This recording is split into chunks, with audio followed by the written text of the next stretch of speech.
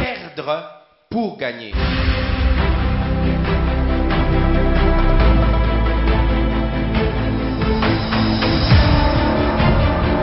Apprenez à rompre avec les péchés aussi.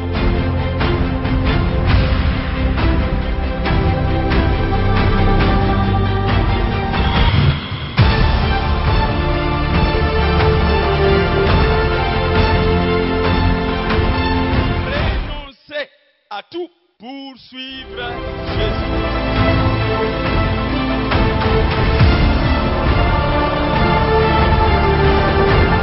Même s'il faut perdre, perdez.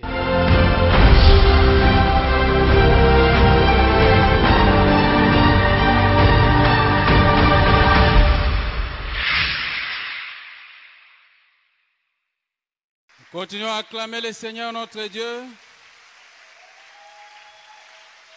Jésus-Christ, le roi de toute la terre. Alléluia. Nous aimons beaucoup Jésus, nous l'acclamons. Il n'y a personne comme lui dans les cieux et sur la terre. Personne ne peut accomplir ce que lui a accompli. Unanimement dans le ciel, tout le monde a dit, il est digne, il est digne, il est digne, il est digne. Jésus-Christ, le roi des rois.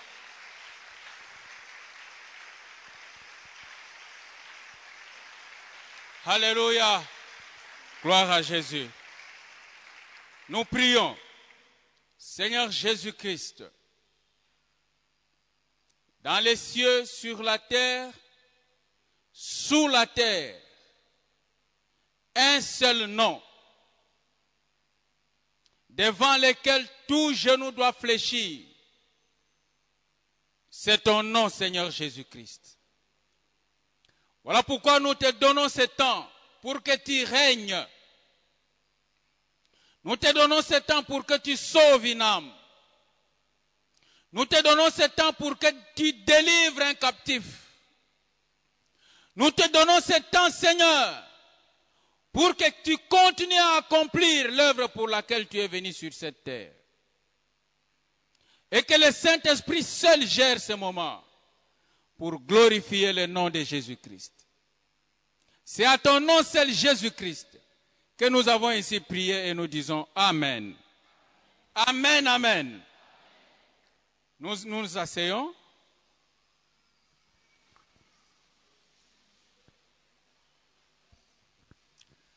Oui, nous bénissons le Seigneur pour ce soir.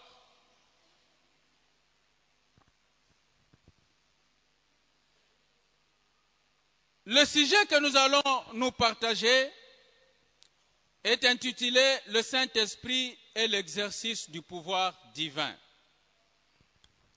Le Saint-Esprit et l'exercice du pouvoir divin.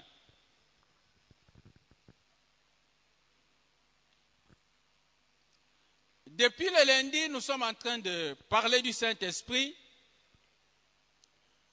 Nous sommes témoins d'où nous venons. Et quel est le travail que le Saint-Esprit est en train d'accomplir dans nos vies. Mais depuis hier, nous avons vu le travail du Saint-Esprit est terminé à l'intérieur de la personne. Maintenant, nous sommes en train de voir les effets de ce travail-là à l'extérieur, dans la communauté, afin que tout le corps du Christ soit impacté. Alors aujourd'hui, nous voulons parler de l'exercice du pouvoir divin. J'aimerais que nous soyons attentifs, parce que ce message, c'est un message de prise de conscience. C'est un message normalement qui doit nous révolutionner et qui doit nous pousser à l'action. Parce qu'il faut que le Saint-Esprit produise des effets lorsque nous le possédons, lorsqu'il nous inonde. Nous allons lire 3 passages. Je vous prie de les noter et nous allons les lire à tour de rôle. Jean chapitre 20, le verset 21 jusqu'au verset 23. Jean 20, 21 jusqu'au 23. Et nous lirons Luc chapitre 10, le verset 19. Et Matthieu chapitre 10, le verset 7 et le verset 8. Luc 10, 19. Matthieu 10, le verset 7 et le verset 8. Nous commençons avec Jean chapitre 20, du verset 21 jusqu'au verset 23.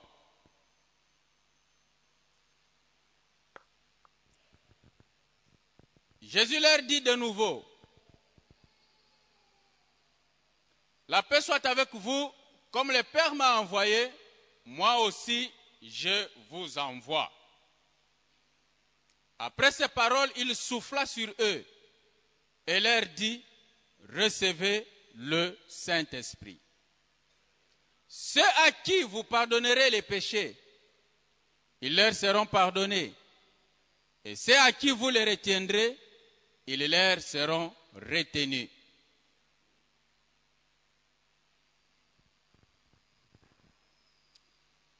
Luc chapitre 10, verset 19.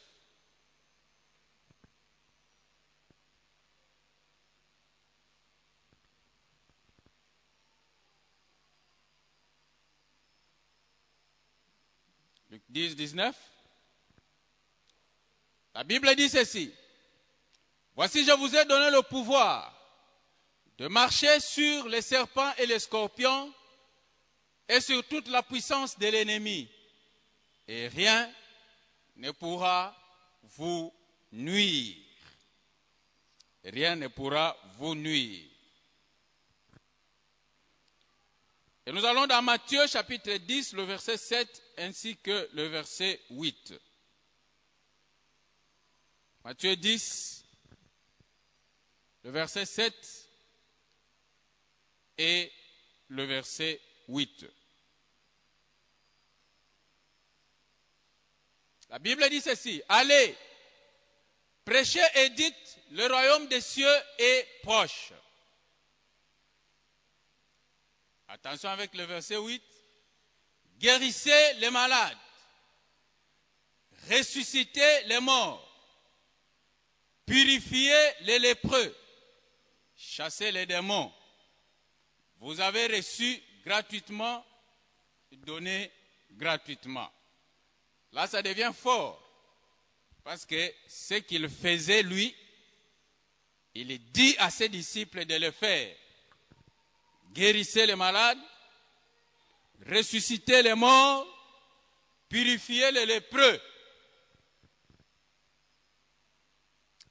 Alors, l'exercice du pouvoir divin avec le Saint-Esprit.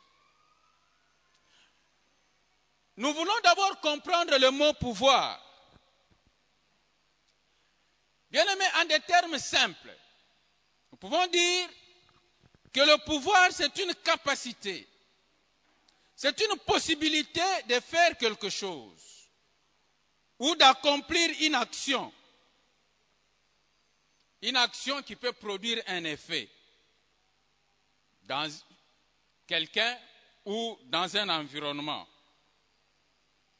Nous disons aussi que le pouvoir, c'est une aptitude à agir pour le compte de quelqu'un.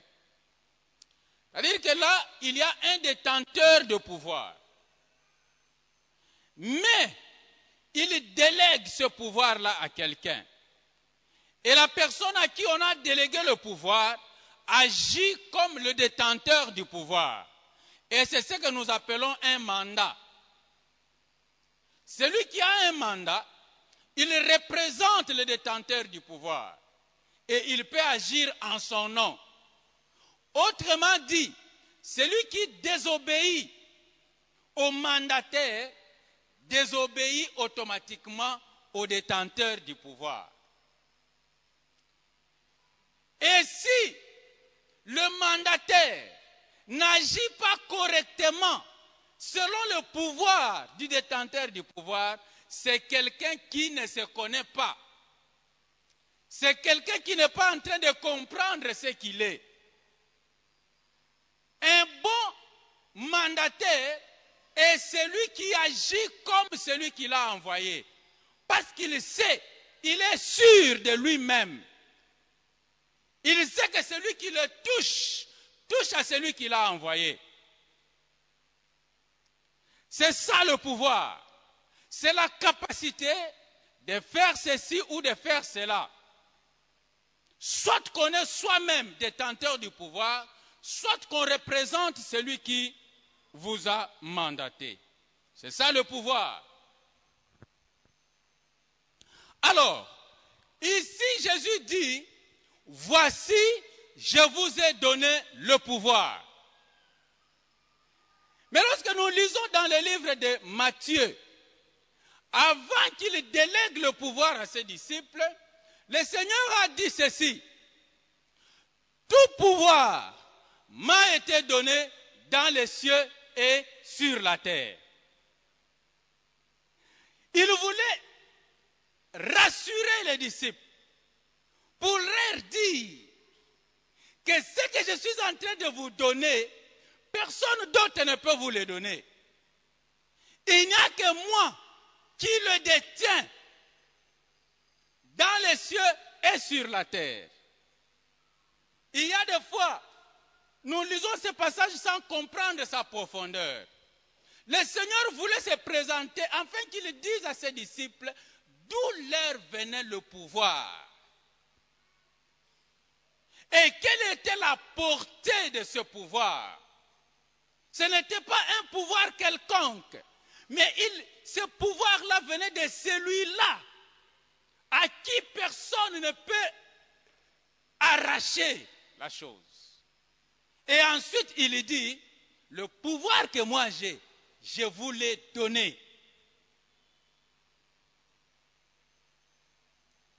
Alors, la première chose que nous voulons comprendre ici, pourquoi Jésus nous donne-t-il ce pouvoir? Parce que ce soir, il n'est pas en train de s'adresser aux disciples. Il est en train de s'adresser à vous et à moi. Nous qui avons reçu le Saint-Esprit. Jésus nous dit ce soir, ce pouvoir-là, je vous l'ai donné. Mais pourquoi il nous donne ce pouvoir? Lorsque nous lisons Jean chapitre 14, le verset 12, Jésus-Christ dit ceci, « Celui qui croira en moi fera aussi les œuvres que j'ai faites, et il pourra en faire de plus grandes. » Voilà. En vérité, je vous le dis, celui qui croit en moi fera aussi les œuvres que j'ai faites, et il en fera de plus grandes, parce que je m'en vais au Père. Bien aimé, il y a des choses que Jésus nous a dit, nous ne savons pas les exploiter. Si nous les avions exploitées, nous ne serions pas ce que nous sommes. Alors pourquoi le Seigneur nous donne ce pouvoir? Là-bas, nous découvrons ceci. Il veut que nous puissions faire ce que lui a fait. Bien-aimés, ce soir, nous devons comprendre que ce que le Seigneur a fait, il n'est pas rentré avec ça au ciel. Il a voulu à ce que ses disciples fassent aussi ce que lui faisait. Et ce soir, il dit à chacun de nous que nous aussi, nous pouvons faire ce que lui a fait. Mais il est allé plus loin, jusqu'à nous dire que nous sommes capables de faire même plus que ce que lui a fait.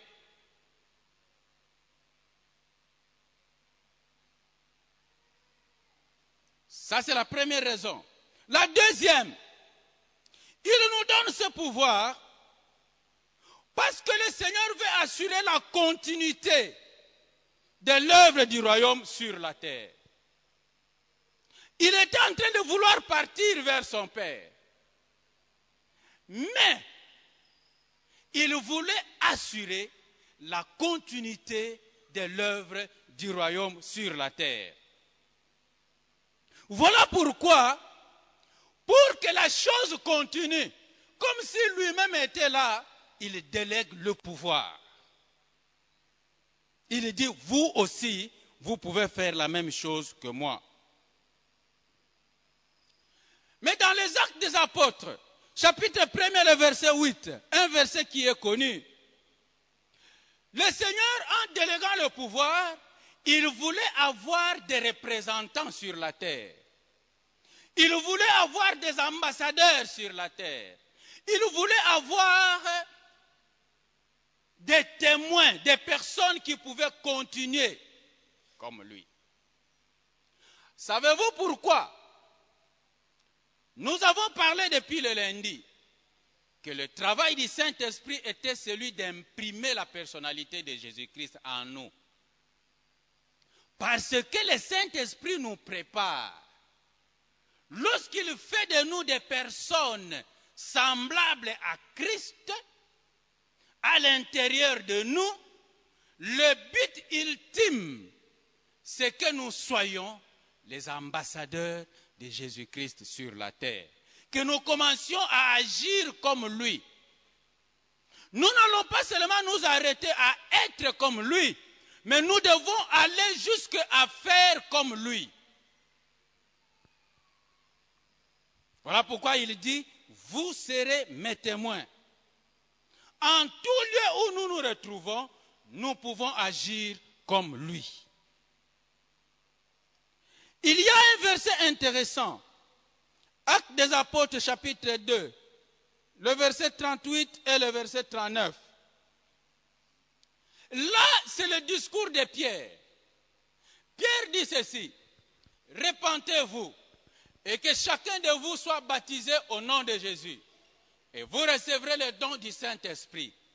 Ensuite, au verset 39, il dit ceci, cette promesse, car la promesse est pour vous, pour vos enfants et pour tous ceux qui sont au loin, en aussi grand nombre que le Seigneur notre Dieu les appellera. Pourquoi Jésus nous donne le pouvoir? C'est parce que l'action du Saint-Esprit doit se transmettre de génération en génération.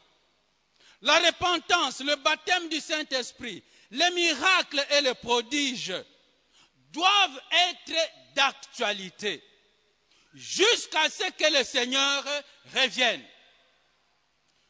Nous n'avons pas aujourd'hui le droit de dire le parler en langue, c'était l'affaire des disciples, c'était l'affaire de l'église primitive.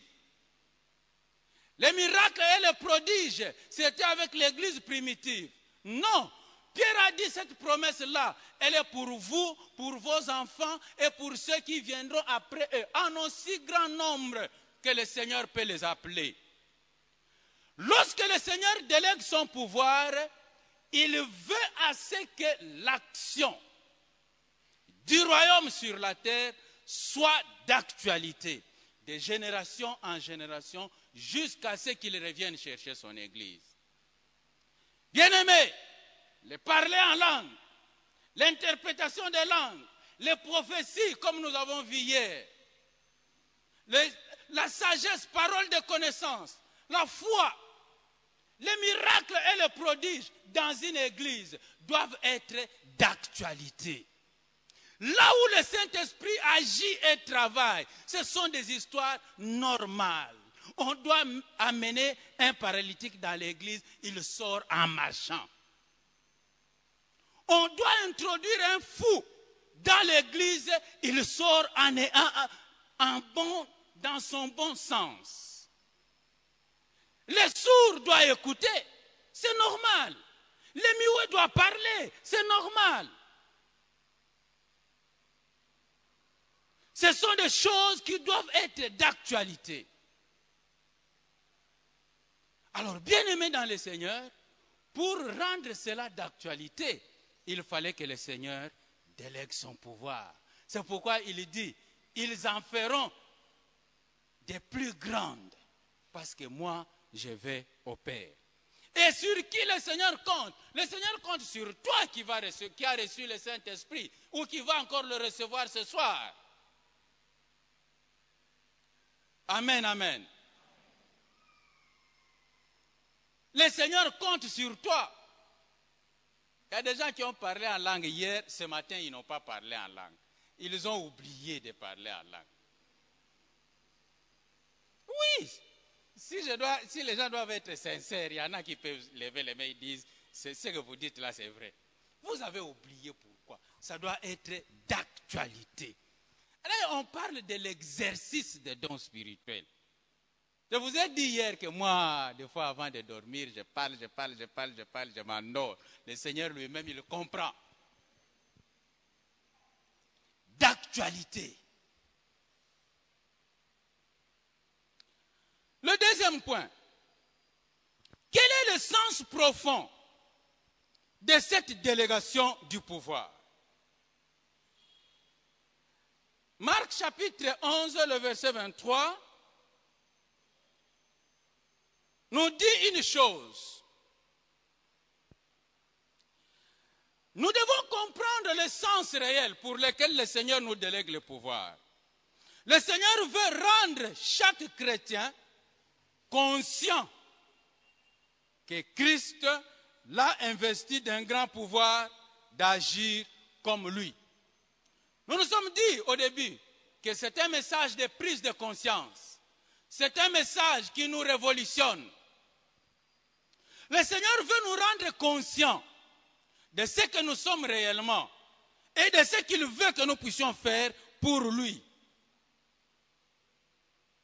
Il nous a investi d'un grand pouvoir et il faut que nous en soyons conscients parce que nous devons le représenter. C'est pourquoi Jésus a dit, si quelqu'un a la foi, il peut dire à cette montagne, ôte-toi de là et jette-toi dans la mer. Et s'il ne doute pas dans son cœur, la chose va arriver. Nous y reviendrons. Nous venons de lire Matthieu chapitre 10, où le Seigneur dit, guérissez les malades. Les disciples étaient habitués à voir Jésus guérir. Un jour même, ils n'ont pas pu chasser les démons qui provoquaient l'épilepsie, qui jetaient un être humain dans le feu et ainsi de suite. Ils étaient habitués, lorsqu'ils étaient bloqués, c'est le Seigneur qui décantait la situation. Mais maintenant, Jésus veut à ce qu'ils prennent conscience que la situation soit facile ou difficile, c'est eux qui doivent agir comme lui agissait. La prise de conscience. Le Seigneur veut en réalité ôter en nous la peur et le doute. Et il veut communiquer en nous la foi. Vous savez pourquoi nous disons aujourd'hui que non, les miracles, c'est l'affaire de l'église primitive. Le grand problème, c'est que nous avons la peur en nous et nous avons le doute. Et le Seigneur veut ôter ça de nous et nous apprendre à exercer notre foi. C'est pourquoi il dit, guérissez les malades. C'est-à-dire que maintenant, s'il faut guérir, mais guérissez. S'il faut chasser les démons, mais chassez-les. S'il faut purifier les lépreux, purifiez-les s'ils sont au milieu de vous. Et même s'il y a un mort au milieu de nous, soyez capables de les ressusciter. Parce que le Seigneur lui-même n'a pas hésité de vous dire que ressuscitez les morts. Vous savez, il y a des gens parmi nous, Même quand l'enfant fait la fièvre la nuit, à 23 heures, il commence à chercher le numéro du pasteur pour l'appeler. Il veut même que le pasteur prie ne fût qu'au téléphone pour l'enfant qui fait la fièvre. Ce n'est pas mauvais. Ce sont nos pères. Nous pouvons partager avec eux. Mais, vous avez aussi reçu ce pouvoir-là. Vous pouvez aussi à 23 heures imposer la main sur votre enfant et chasser la fièvre. Parce que le Seigneur a chassé la fièvre un jour. Et il vous a dit, vous aussi, vous pouvez agir comme moi. Donc vous aussi, vous pouvez chasser la fièvre à 23 heures.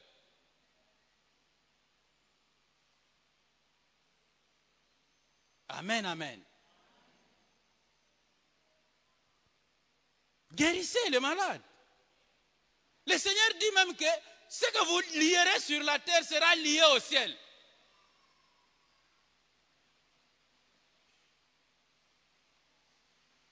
Vous savez, il y a des gens, pour aller à la montagne, pour aller prier pour son propre problème, il cherche un prophète, il lui donne l'argent, que le prophète monte à la montagne pour aller prier pour lui. Et lui, il reste en bas. Non. Alléluia. Guérissez les malades. Purifiez les lépreux. Alors je vous dis, ce soir, si vous êtes malade, vous allez commencer par prier vous-même. Et puis on va voir si la maladie ne va pas sortir. Si elle ne sort pas, c'est que vous n'avez pas la foi. Amen, amen. Vous passerez ici, vous allez imposer la main sur votre propre ventre et vous allez chasser la stérilité. Vous-même, parce que vous en avez le pouvoir. Et vous devez l'exercer.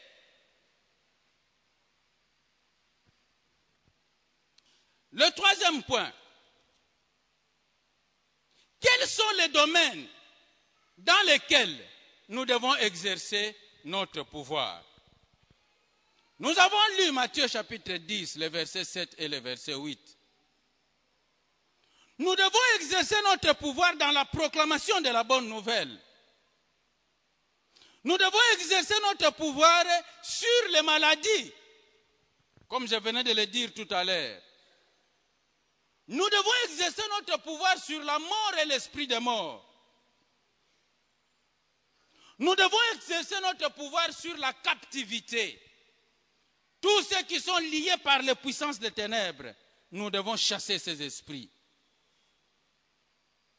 Mais aussi, dans 2 Corinthiens, chapitre 10, le verset 5, Paul dit ceci. Nous amenons toute pensée captive à l'obéissance de Christ. Nous devons aussi lutter contre les sentiments impurs, les raisonnements contraires à la connaissance de Dieu. Nous devons lutter contre la rancune, les inimitiés, la haine, la jalousie, le tribalisme, les fausses accusations, mais aussi les meurtres. Oui, bien-aimés dans le Seigneur, tous ces sentiments contraires à la connaissance de Dieu, nous devons lutter contre cela. Et vous savez, lorsque nous chassons les démons, nous ne chassons pas le fou, mais nous chassons la folie.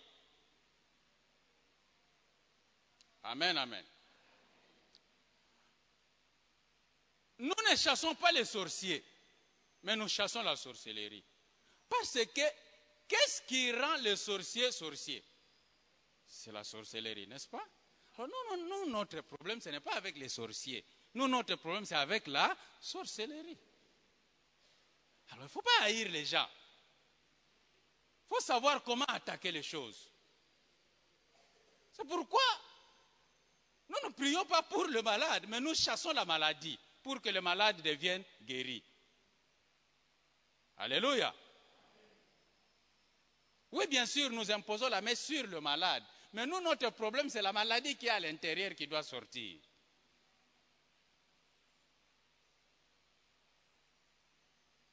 Alors, les mauvais sentiments doivent disparaître. Nous devons savoir découvrir les cibles et nous en prendre à ce qui est essentiel. Alléluia. Jésus a besoin du sorcier. Mais Jésus est venu pour chasser la sorcellerie. Quatrième point. Qu'est-ce qui nous empêche d'exercer notre pouvoir? Nous avons essayé d'énumérer 3 choses qui nous empêchent d'exercer notre pouvoir. Dans Galates chapitre 5, verset 24, la Bible dit ceci. Ceux qui sont en Christ ont crucifié la chair avec ses passions. Ceux qui sont en Jésus-Christ ont crucifié la chair avec ses passions. Ceux qui sont en Christ, ce sont ceux qui exercent le pouvoir du Christ. Ils ont déjà crucifié leur chair. Autrement dit, si la chair n'est pas encore correctement crucifiée, il vous sera difficile d'exercer correctement votre pouvoir. Voilà pourquoi nous avons commencé par montrer ce que le Saint-Esprit fait. Comment notre nature pécheresse doit tomber pour que le Saint-Esprit nous communique la personnalité de Jésus-Christ. C'est pour nous rendre capables d'exercer le pouvoir de Jésus-Christ. Alors si vous n'avez pas encore suffisamment crucifié votre chair, il vous sera difficile de bénéficier des bienfaits du pouvoir de Jésus-Christ. Vous ne saurez pas l'exercer correctement. Nous avons lu Marc chapitre 11, le verset 23 et le verset 24. C'est là où Jésus-Christ est en train de parler de comment déplacer une montagne. Jésus dit, si vous avez la foi comme un grain de sénévé, ne fût-ce que comme un grain de sénévé, vous direz à cette montagne, ôte-toi de là, jette-toi dans la mer. Et si vous ne doutez pas dans votre cœur, la chose va s'accomplir. Qu'est-ce qui nous empêche d'exercer pleinement le pouvoir de Jésus? C'est le doute. Est-ce que nakobika? Nandimite? Baminganga baloba, basala nyonso. Kaso ina kene église na bango, nandimite. C'est ton problème. Mais nous savons que dans cette même Bible ici, il y a des choses qui ont dépassé les médecins. Une femme qui perdait le sang depuis 12 ans. S'il y a des sciences qui sont les plus vieilles dans la Bible, c'est la médecine. Amen, amen. C'est une information que je vous donne. La santé publique, vous allez retrouver ça dans l'Ancien Testament là-bas. Moi, je peux vous donner des versets. C'est-à-dire que même à cette époque-là, il y avait des gynécologues. Mais la femme fait 12 ans en train de perdre le sang. La Bible nous dit que ce jour-là, il a touché seulement les pans du vêtement de Jésus-Christ. Ce que les hommes n'ont pas pu faire, ce jour-là, ça s'est arrêté. Mais le problème, c'est la foi. Mais si vous avez le doute en vous-même, vous ne verrez pas cela. Alléluia.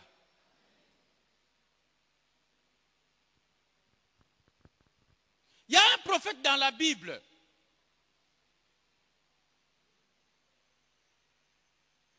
il a dit aux gens, vous connaissez l'histoire des 4 lépreux dans les livres de 1 roi. Le prophète dit aux gens, demain à 7 heures ici, les denrées alimentaires vont baisser de prix. Mais un officier, il dit, ah, moi je ne crois pas que pareille chose puisse arriver en Israël. Ceux qui ont cru à la parole du prophète ont vu la chose s'accomplir. Mais lui, comme il a douté, il est mort et il n'a pas vu la chose. Bien-aimé dans le Seigneur, le doute c'est un grand frein. Frère, vous êtes venu avec un problème. Même s'il est grand comment, sachez que ce soir, il peut trouver la solution. Seulement ici, le problème c'est de croire. Alléluia. Alléluia.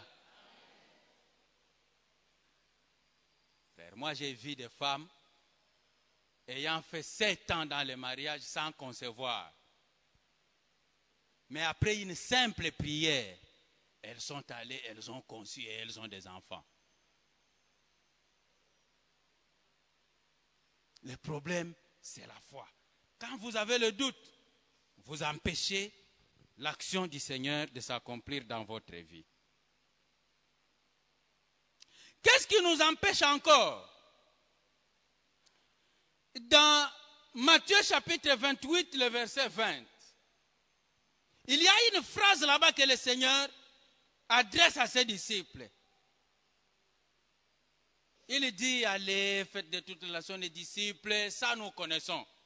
Mais ce qui m'intéresse ce soir, c'est lorsque le Seigneur dit, et voici, je suis avec vous tous les jours jusqu'à la fin du monde.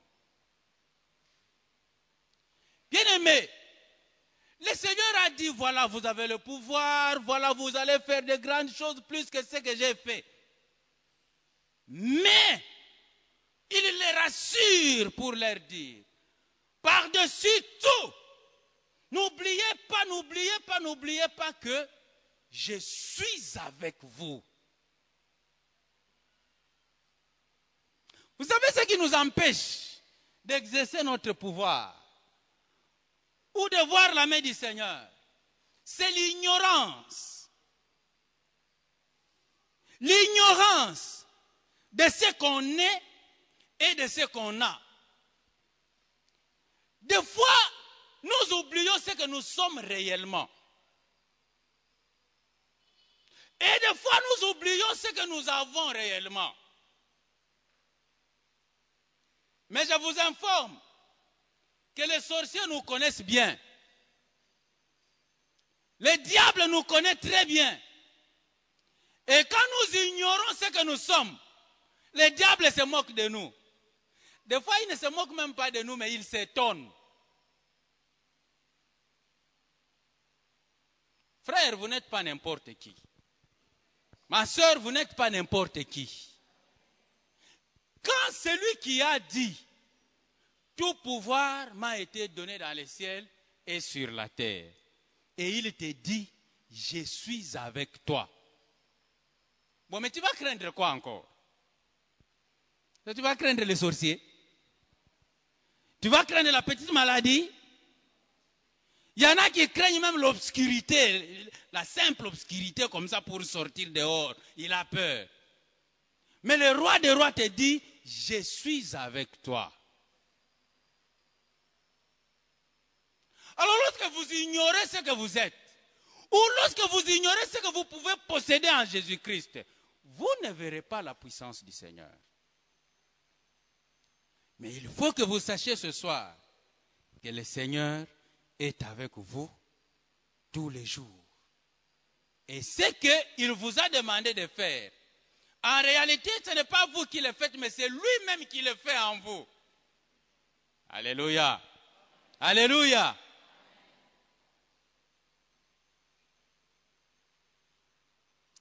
Alors nous voulons terminer, qu'est-ce qui garantit ce pouvoir en nous? Il y a des choses qui garantissent ce pouvoir-là en nous.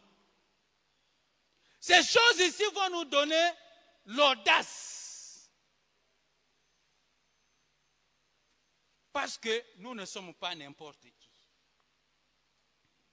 Dans Jean chapitre 1er verset 12, il est dit ceci: mais à tous ceux qui l'ont reçu, à ceux qui croient en son nom, il a donné, ou la parole a donné, le pouvoir de devenir enfants de Dieu. Et dans Romains chapitre 8, le verset 16, c'est un verset que nous avons évoqué. La Bible nous dit, l'Esprit lui-même rend témoignage à notre esprit que nous sommes fils de Dieu. Romains chapitre 8, le verset 16. Qu'est-ce qui garantit ce pouvoir? Qu'est-ce qui nous donne la force? C'est notre position en tant qu'enfant de Dieu.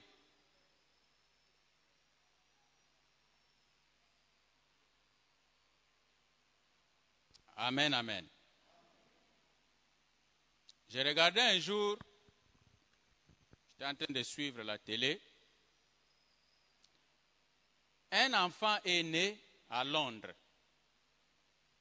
C'est-à-dire, un prince s'était marié et il a mis au monde un enfant. Donc cet enfant-là doit appeler la reine, donc c'est le petit-fils à la reine Élisabeth. Mais quand cet enfant-là est né, il fallait voir la sécurité qui a été déployée à la maternité où cet enfant-là est né. Il fallait voir le cortège qui a pris le bébé de la maternité jusqu'au palais royal. C'est-à-dire que tout le monde comprenait ce que valait cet enfant-là. Mais l'enfant lui-même, à 0 jour, ça ne lui disait rien. Mais tout le monde, toute la sécurité de la reine, voyait dans cet enfant-là un roi, un prince. Amen, amen. Mais la Bible nous dit, à tous ceux qui ont cru en Jésus-Christ, la parole de Dieu, Jésus leur a donné le pouvoir d'être enfants de Dieu. Vous êtes enfants de Dieu. Vous êtes un prince. Et quand les démons vous regardent, ils ne vous voient pas vous, mais ils voient Jésus-Christ en vous. Et quand vous donnez l'ordre aux démons, les démons ne vous obéissent pas vous, mais les démons obéissent le roi des rois qui est en vous. Mais si vous ne connaissez pas cela, vous allez croupir avec votre maladie des années et des années. Vous allez croupir avec votre situation malheureuse des années et des années. Un pauvre contenant un roi. Un malade contenant un roi. Un misérable contenant un roi. Non, cela doit vous révolter. Ce soir, vous avez en vous le Seigneur des Seigneurs, le Roi des Rois, le Prince de paix.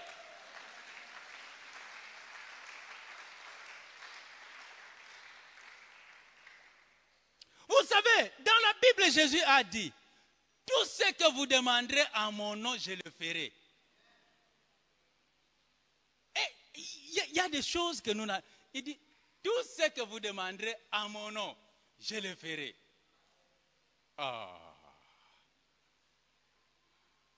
Non, il faut que nous puissions exercer notre pouvoir ce soir.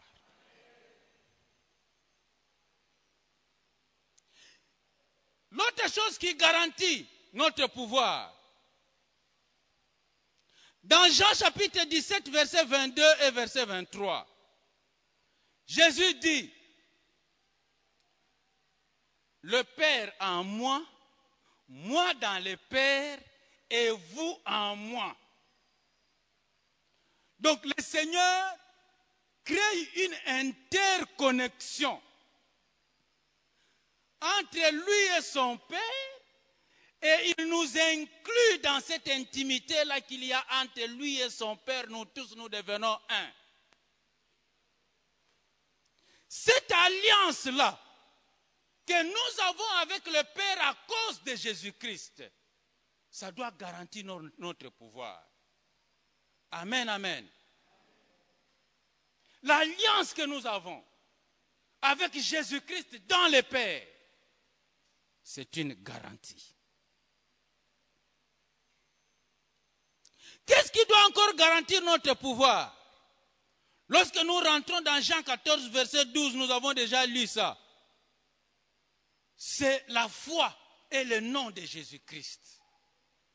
Il dit, tout ce que vous demanderez en mon nom, je le ferai. Bon, s'il a dit, tout ce que vous demanderez en mon nom, je le ferai. Est-ce que vous croyez que si vous demandez les enfants au nom de Jésus, il va vous donner? Si vous demandez la santé au nom de Jésus, il va vous donner? Les chômeurs, si vous demandez du travail au nom de Jésus, va-t-il vous donner? Amen, amen. Amen, amen. C'est ce qu'il a dit. Ce que vous demandez en mon nom, je le ferai.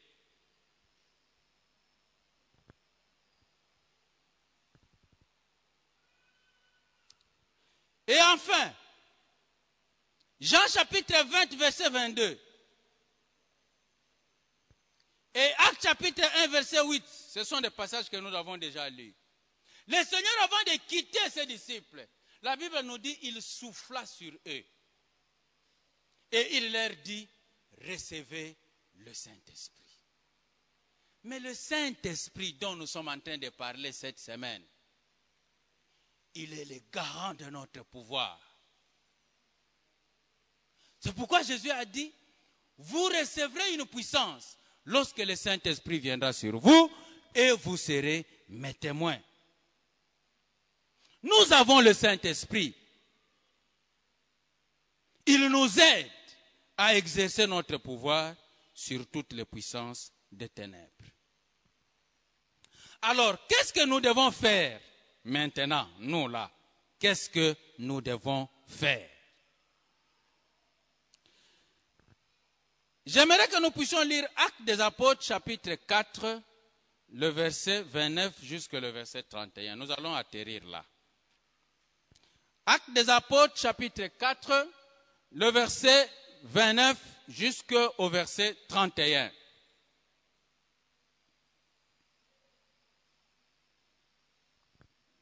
Je crois que nous avons bien noté Acte 4, 29 à 31. La Bible dit ceci. Et maintenant, Seigneur, vois leurs menaces et donne à tes serviteurs d'annoncer ta parole avec une pleine assurance, en étendant ta main pour qu'il se fasse des guérisons, des miracles et des prodiges par le nom de ton saint serviteur Jésus. Voilà comment il commence. Donne à tes serviteurs d'annoncer ta parole, la bonne nouvelle. Ensuite, il faut que cette parole-là soit confirmée par des guérisons, des miracles et des prodiges. Par le nom de ton saint serviteur Jésus. Lisons 31. Quand ils eurent ainsi prié, le lieu où ils étaient assemblés trembla. Ils furent tous remplis du Saint-Esprit et ils annonçaient la parole de Dieu avec assurance. C'est ce qu'on va faire maintenant. Moi, j'aime les miracles. Et je crois aux miracles. Amen, amen. J'ai déjà vu une femme qui n'a pas de trompe mettre au monde. Je sais ce que je vous dis. Amen, amen. Quand vous dites ça à un médecin, c'est un scandale. Mais je sais ce que je vous dis. Bien-aimés dans le Seigneur, les gens qui ont eu des membres raccourcis, les membres se sont allongés. J'ai vu des femmes avec une matrice remplie de myomes. Normalement, c'était des matrices qu'on devait enlever. Mais ces femmes-là ont mis au monde.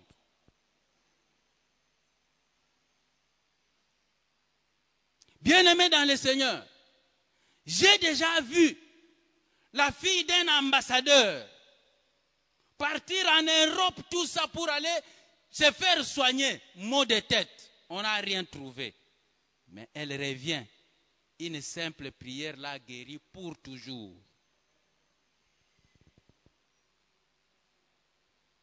Ces choses sont d'actualité. Alléluia. Qui croit au miracle comme moi? Ah, très bien. Donc le Seigneur sera glorifié aujourd'hui.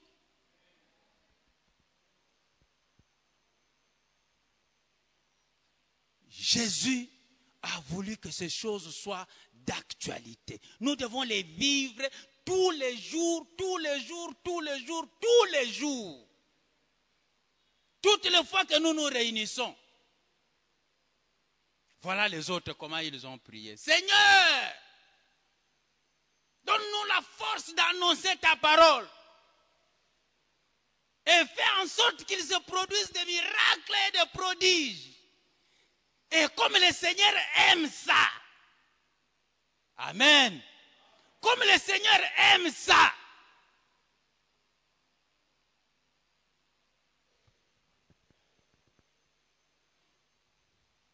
Vous savez, Jésus avant d'aller au ciel, il a dit, il y a un verset qui dit là, parce que le temps est passé. Il confirmait leur message, leur prédication par des miracles qui l'accompagnaient. C'est-à-dire les miracles qui l'ont accompagné, lui Jésus. Il faisait en sorte que lorsque les disciples prêchaient, que ces miracles-là qui l'accompagnaient, lui puisse les accompagner eux. Et c'est ce qu'ils ont vécu ces jours-là. Ils ont dit, Seigneur, qu'il y ait des miracles et des prodiges. Alors, le Saint-Esprit est venu mettre un cachet sur cette prière-là. Et quand il est descendu, c'était grave. Ils furent tous remplis du Saint-Esprit. Amen, amen. Moi, comme je vous ai dit, moi je crois. Parce que j'ai déjà vu ça. Donc je crois que même ce soir, ça va encore s'opérer. Alors, celui qui est d'accord comme moi, celui qui pense qu'il a la foi comme moi, il peut se tenir debout et nous allons prier. Le problème, c'est la foi. On dit celui qui a la foi comme un grain de sénévé. On ne nous demande pas une foi comme une pierre. Non, ne fût-ce que comme un grain de sénévé. Ça va accomplir de grandes choses. Nous là, nous allons prier. Nous allons prier. Le Saint-Esprit va venir. Celui qui a parlé en langue hier, qu'il se prépare à parler encore en langue ce soir. Celui qui a interprété hier, qu'il se prépare à interpréter encore ce soir. Amen, amen. Parce que le Saint-Esprit va descendre.